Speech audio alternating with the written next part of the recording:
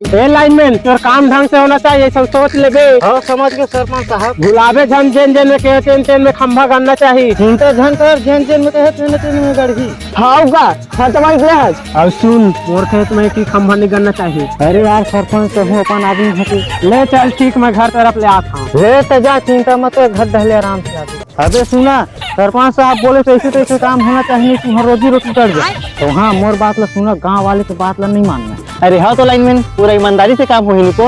मैं आवत हूँ तरफ ले। सारा लाइनमैन हाँ सरपंच से मिले तो फिर मैं कहत छोड़ ना यार, हमला का करना है, हम कुछ ही करे, हमला तो अपन रोजी मतलब। छोड़ ना, हमला क्या करना है, इधर बन के समस्या यही मन सुलझाही। कौन गाड़ी से रे खंभा ला काखर में पूछ के गाड़ी से, कौन गाड़ी से रे मत गड़वा। हाँ मुझे देरी कैसे नहीं को खंभा मोर घर में गड़वा देवे।